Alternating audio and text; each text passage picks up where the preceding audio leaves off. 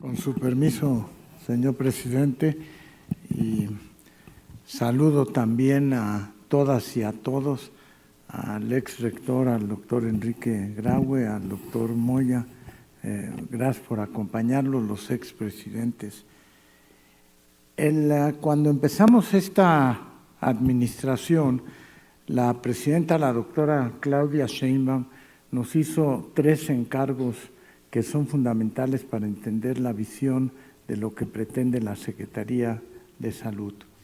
El primero de ellos fue el que alcanzáramos en el sexenio un solo sistema de salud que fuera igual para todas y todos los mexicanos, independientemente de la derechohabiencia que tuviera.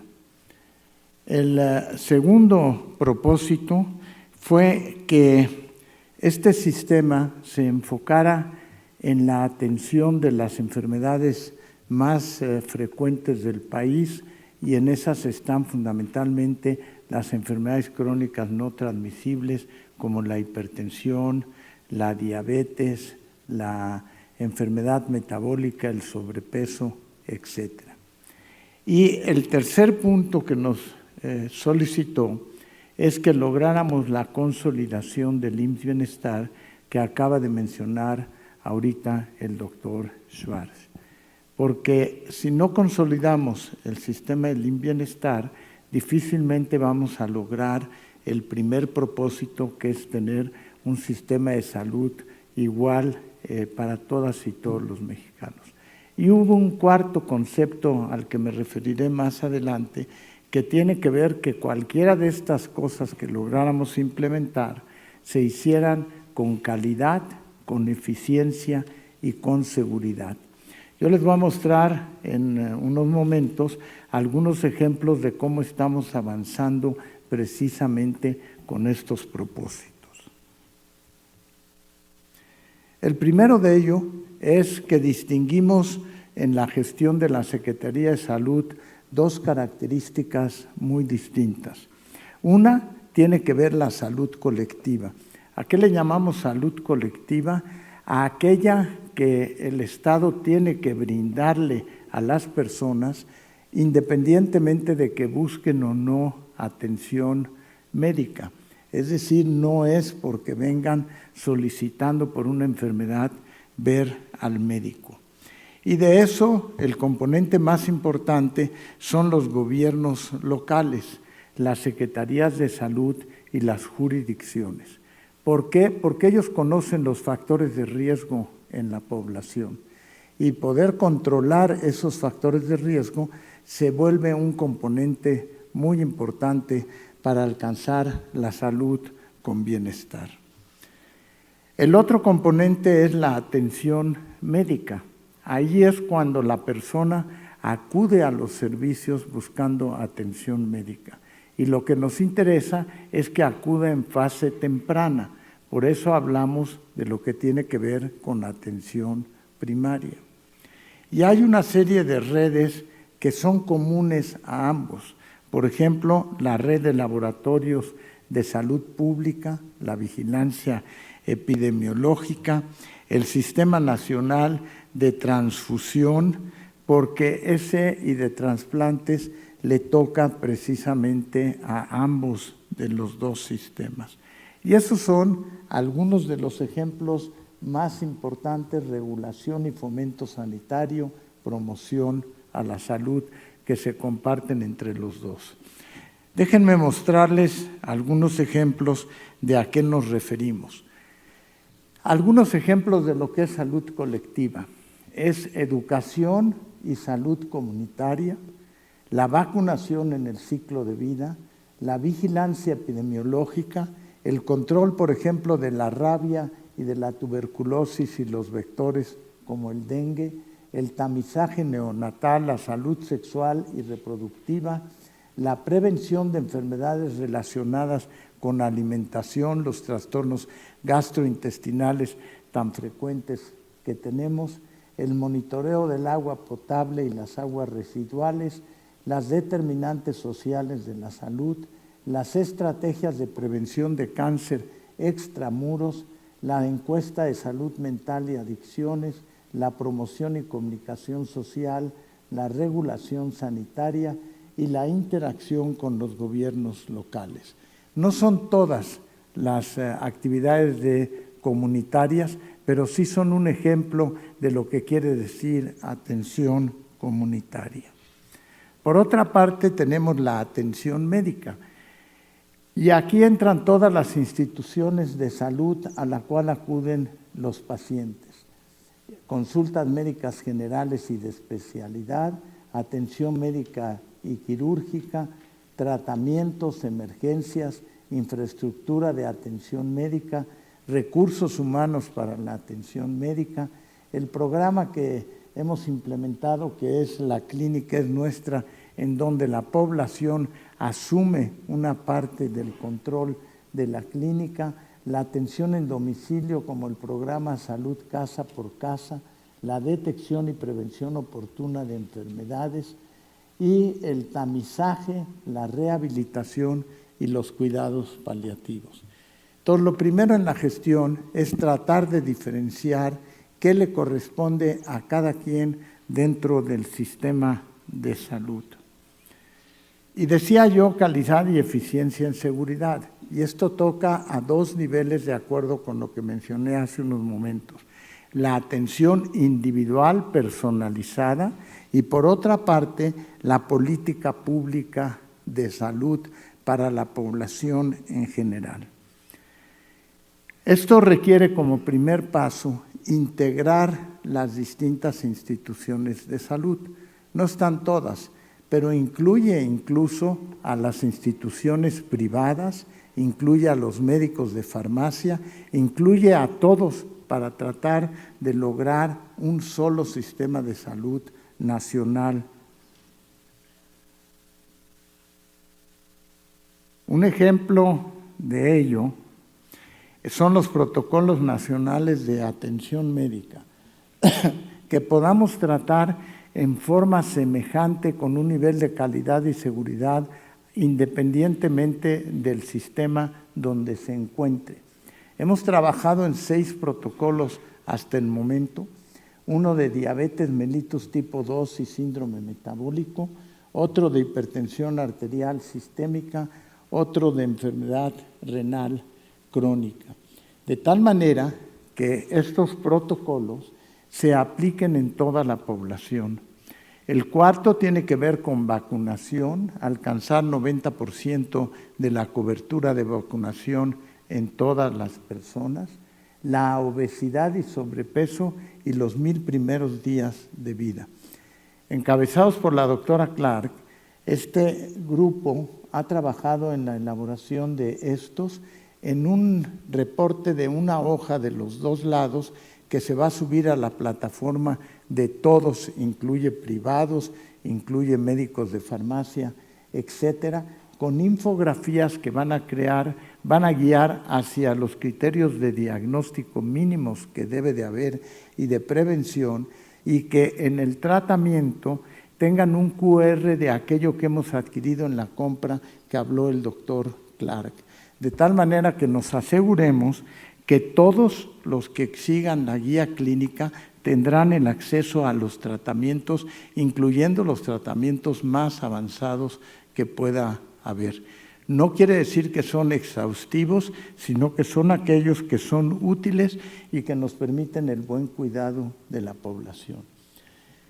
Esto empezó en octubre del 2024, bajo la dirección de la doctora Clark, con la participación de todas las instituciones de salud, las distintas subsecretarías, y están ya listos estos 6 para publicarse y queremos presentarlos ante todos los secretarios de salud del país, los coordinadores del IMSS Bienestar, los delegados de las distintas instituciones, con la Academia Nacional de Medicina, con la Academia Mexicana de Cirugía, y haremos una difusión muy extensa por distintos medios, incluyendo para que los pacientes sepan en un programa de educación qué es a lo que tienen derecho de recibir en su atención y que avancemos hacia un sistema único de salud. No quiere decir que si alguien fuera de eso quiere otro medicamento no lo pueda usar, pero lo tendrá entonces que adquirir en otra forma. Pero el mínimo de la atención va a tener que ser cumplir estos protocolos. Si alguien ve a un paciente diabético, pues le tendrá que revisar los pies, le tendrá que hacer el examen oftalmoscópico, etcétera, para poder avanzar en la calidad y seguridad. Otro ejemplo tiene que ver con las tomas de sangre, que le pusimos aquí la muestra Viaja. Ya está en proceso en el Estado de México. Hay 606 centros de salud donde se van a poder tomar la sangre cerca de su casa. No importa si tienen seguro social, si son del ISSSTE, etcétera. Cerca de su casa podrán ir las personas a hacerse sus exámenes de laboratorio y lo que va a viajar no son los pacientes, sino la muestra. Y la muestra va a viajar hacia 11 laboratorios centrales en el Estado de México. Posteriormente está ya en proceso la Ciudad de México y Veracruz y esperamos que para fin de año en todo el país las personas puedan acudir a tomarse sus exámenes de laboratorio donde más les convenga y que se reporten en la plataforma y en las redes, en los medios digitales, tanto para el médico como para el paciente y que quede en el expediente electrónico que se está avanzando también en la digitalización. El propósito de eso es acercar la atención a la comunidad, evitar el desplazamiento de las personas a largas distancias hacia centros hospitalarios, optimizar el funcionamiento de los laboratorios clínicos, digitalizar la información para los pacientes y los médicos y darle una trazabilidad alrededor del expediente electrónico. Otra parte muy importante es la atención en los primeros 1000 días de vida. ¿Por qué? Porque ese es el tiempo en el que se marca el desarrollo de una población hacia la alta frecuencia que tenemos de obesidad, de diabetes mellitus, etcétera. Es además el periodo donde existe el mayor desarrollo cognitivo y de maduración e incluso también maduración del tipo inmunológico. Y lo que pretendemos aquí es que todas las mujeres reciban sus suplementos de vitaminas y minerales en forma adecuada. Ya están disponibles y lo vamos a empezar en el mes de marzo. Y además toda mujer embarazada tendrá por lo menos, esperamos, 5 consultas antes de llegar a su embarazo y no llegar con preeclampsia y con alta mortalidad a la fase más avanzada. Queremos embarazos saludables, recién nacidos sanos y queremos que tengan un crecimiento y desarrollo adecuado las niñas y los niños. La vacunación, estamos muy acostumbrados a hablar de vacunación individual, pero existen distintos esquemas de vacunación en distintas etapas de la vida. En breve estaremos anunciando algunas de las estrategias para adolescentes, también estrategias para las personas adultas y adultas mayores, de tal manera que la población esté cubierta con los distintos requerimientos de vacunas a lo largo del ciclo de la vida. Déjenme poner un ejemplo de lo que hablo con vacunación. Esperamos que no en un sexenio, pero en 2 sexenios se pueda alcanzar la eliminación del carcinoma cervicuterino en mujeres. El carcinoma cervicuterino es la segunda causa de muerte en mujeres y existe ya una vacuna para prevenirlo, asociado con otras medidas que les mostraré dentro de unos momentos.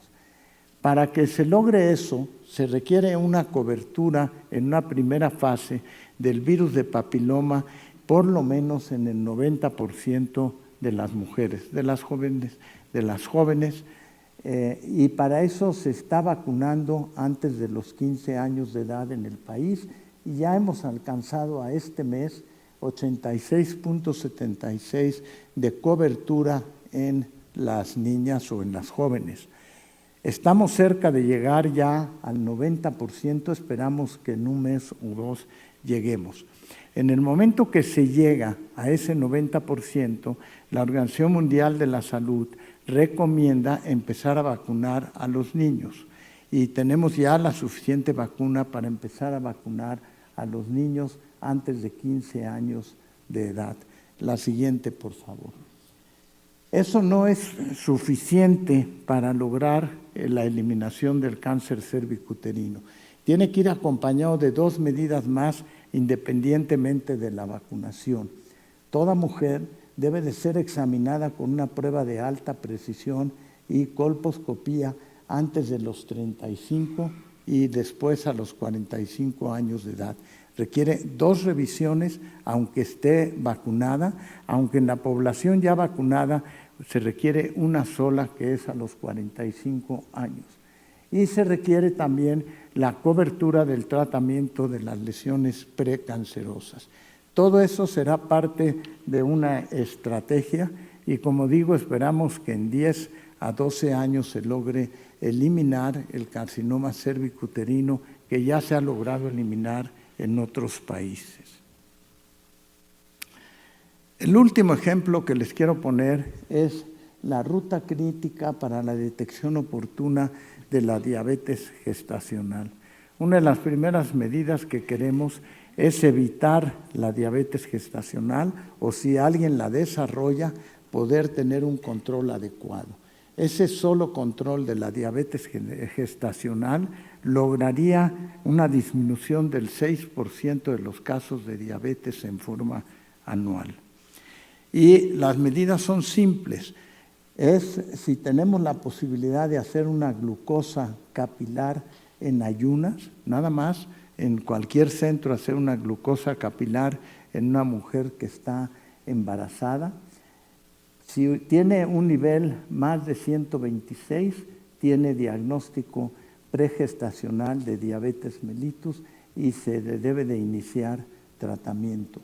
Si la glucosa capilar está entre 95 y 125 es de alto riesgo y también requiere la curva de tolerancia a la glucosa de inmediato. Si es de mediano riesgo, entonces se puede esperar a las 24 o 28 semanas, que es cuando se detecta la diabetes gestacional, y si es una glucosa normal, pues no requiere más que volver a repetir su glucosa capilar entre las 24 y 28 semanas del embarazo. Ahora, ¿qué pasa si no hay manera de hacer la glucosa capilar? Los factores de riesgo se vuelven importantes. Si tiene 2 o más factores de riesgo que tienen que ver la edad, el peso de un producto con anterioridad, la presencia de diabetes en la familia, etcétera, inmediatamente esa mujer debe de hacerse una curva de tolerancia a la glucosa. Si tiene un factor mediano de riesgo, se realiza a las 24 o 28 semanas.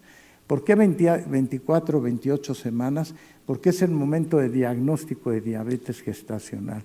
Y en ese momento, si se interviene, se evita que la mujer desarrolle diabetes mellitus. Y si tiene bajo riesgo, no requiere ninguna de esas.